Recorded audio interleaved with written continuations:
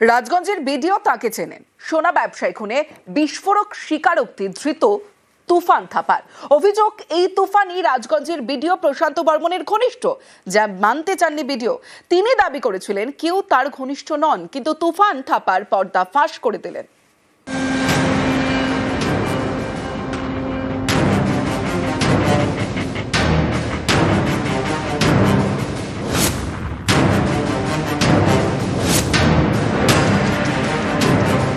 তুফান video বলছে তোমাকে চেনে না, ভিডিও বলছে তোমাকে চেনে না, তোমার সঙ্গে কোনো লিঙ্ক নেই, কি বলবে?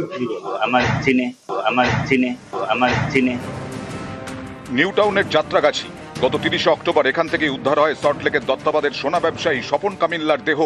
খুনের অভিযোগ দায়ের হয় জলপাইগুড়ি রাজগঞ্জের বিডিওর বিরুদ্ধে।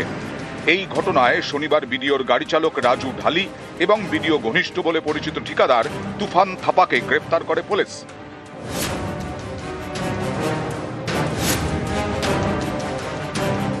দেখুন, ঘনিষ্ঠ বলতে আমি কিছু বুঝি না, কারণ আমি যেহেতু একজন ব্লক ডেভেলপমেন্ট অফিসার হিসেবে কর্মরত আছি। আমি একটা কথা আপনাদেরকে বলছি, আগাম বলছি, যে আমি আগেও বলেছি এটা ষড়যন্ত্র চলছে, চক্রান্ত চলছে।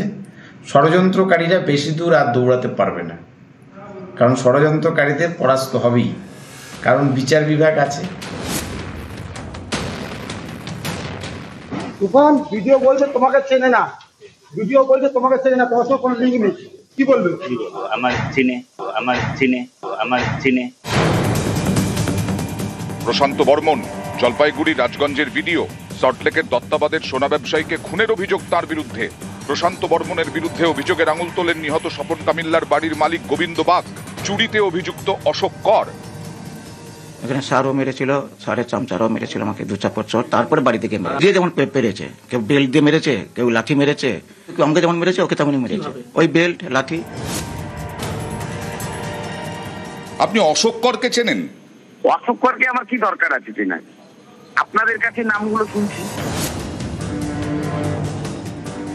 ওনাকে তুলে নিল, ওনার ঘরে কে নিয়ে গেল? এটা বিডিও অফিসার, সঙ্গে আরো 4-5 জন ছিল। আমাকে একটা গাড়িতে তুললো, তুলে নিয়ে গিয়ে আমাকে ছেড়ে দিয়েছে বাইরে থেকে, নিউ টাউন। তারপরে ওনার লাশটা পাওয়া গেছে শুনলাম। সোনার দোকানের যিনি মালিক, স্বপন কামিল্লার বাড়ির মালিক, তিনিও বলছেন তাকে নাকি তুলে নিয়ে গিয়ে মারধর করেছে। আমি আপনাকে বলছি শুনুন, আমি তো এত বোকা নই, আইন তো জানি, আইনকে এখনো আমি হাতে নিতে পারবো না। স্বপন কামিল্লা খুনের ঘটনায় ধৃতদের মধ্যে ঠিকাদার তুফান থাপা বিডিও ঘনিষ্ঠ বলে পরিচিত, কিন্তু বিডিও তা মানতে চাননি। দেখুন, ঘনিষ্ঠ বলতে আমি কিছু বুঝি না, কারণ আমি যেহেতু একজন ব্লক ডেভেলপমেন্ট অফিসার হিসেবে কর্মরত আছি। আমি একটা কথা আপনাদেরকে বলছি, আগাম বলছি, যে আমি আগেও বলেছি এটা ষড়যন্ত্র চলছে, চক্রান্ত চলছে। ষড়যন্ত্রকারীরা বেশি দূর আর দৌড়াতে পারবে না, কারণ ষড়যন্ত্রকারীদের পরাস্ত হবেই, কারণ বিচার বিভাগ আছে। তুফান ভিডিও বলছে তোমাকে চেনে না, ভিডিও বলছে তোমাকে চেনে না, তোমার সঙ্গে কোনো লিঙ্ক নেই, কি বলবে? আমার চিনে। নিউজ 18 বাংলা। হবে জেলমুক্তি পার্থ চট্টোপাধ্যায়। 3.5 বছর পরে জেলমুক্তি প্রাক্তন শিক্ষামন্ত্রী পার্থ চট্টোপাধ্যায়। আলিপুর আদালতের নির্দেশ, আর সেই নির্দেশেই জেলমুক্তি প্রাক্তন শিক্ষামন্ত্রী পার্থ চট্টোপাধ্যায়। নিয়োগ দুর্নীতি মামলায় জামিনে মুক্তি পার্থ, আর জেল মুক্তিতে একাধিক শর্ত দিয়েছে সুপ্রিম কোর্ট। সরাসরি চলে যাব, রৌনক রয়েছে আমার সঙ্গে, রৌনকের সঙ্গে কথা বলবো। রৌনক, একাধিক শর্ত দিয়েছে সুপ্রিম কোর্ট, জানতে চাইবো কি কি শর্ত আরোপ করা হয়েছে জেল মুক্তির আগে?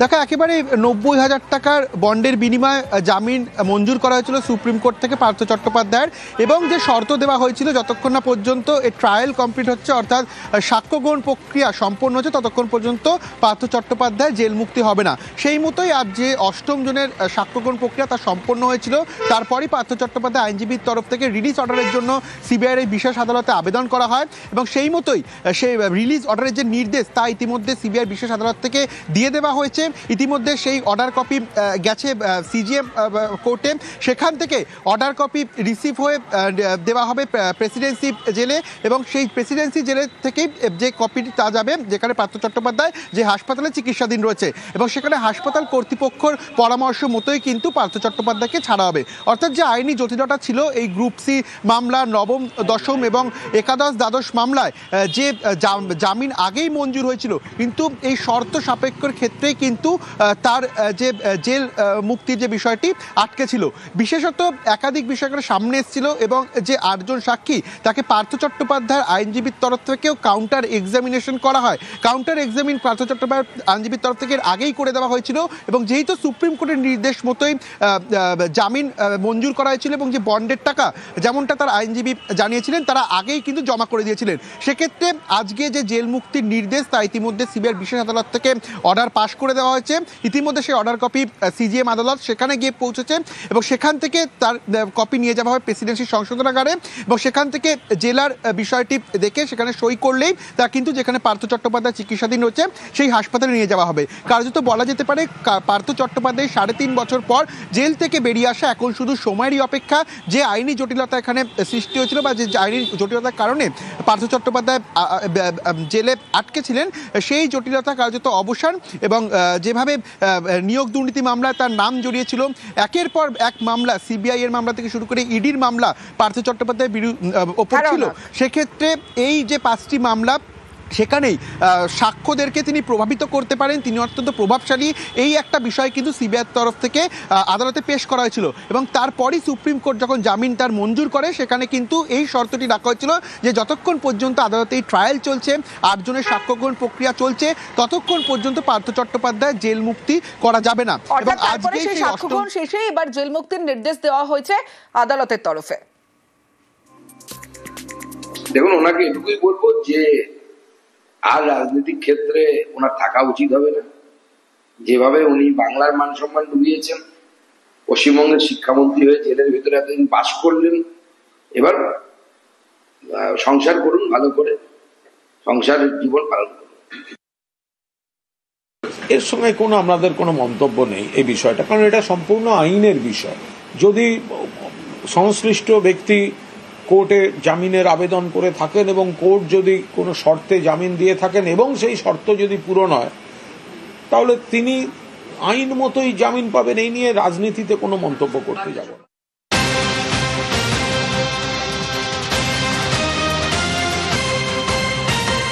নিয়োগ দুর্নীতি মামলায় জামিনে মুক্তি প্রাক্তন শিক্ষামন্ত্রী পার্থ চট্টোপাধ্যায় বেসরকারি হাসপাতালে ভর্তি রয়েছেন। পার্থ চট্টোপাধ্যায়ের শারীরিক অবস্থা স্থিতিশীল, যেমনটা হাসপাতাল সূত্রে জানা যাচ্ছে। অভিজিৎ চন্দ্র রয়েছে আমার সঙ্গে, অভিজিতের সঙ্গে কথা বলবো।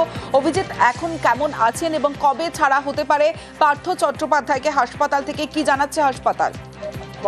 হাসপাতাল সূত্রে এটা জানা যাচ্ছে যে গত 22শে এপ্রিল প্রাক্তন শিক্ষামন্ত্রী পার্থ চট্টোপাধ্যায় এই মুকুন্দপুরের এই বেসরকারি হাসপাতালে ভর্তি হন।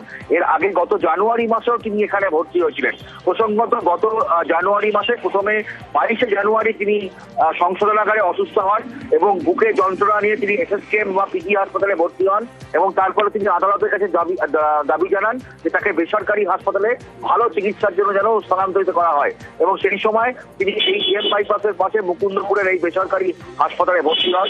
বেশ কিছুদিন থাকার পর তিনি আবার সংশোধনাগারে ফিরে যান এবং গত 22শে এপ্রিল থেকে টানা এখনো পর্যন্ত তিনি এই বেসরকারি হাসপাতালে চিকিৎসাধীন, এবং সেখানে তার কিডনির সমস্যা রয়েছে, সংক্রমণ, তার মূত্রনালীর সংক্রমণ সহ নানাবিধ সংক্রমণ নিয়ে তিনি চিকিৎসাধীন। হাসপাতাল কর্তৃপক্ষ জানাচ্ছেন যে তার শারীরিক অবস্থা এখন স্থিতিশীল রয়েছে। যদি বেল রিলিজ অর্ডার চলে আসে, অর্থাৎ আদালতের নির্দেশিকা পেলে তাদের এখান থেকে পার্থ চট্টোপাধ্যায়কে ছাড়তে কোনো রকম সমস্যা নেই।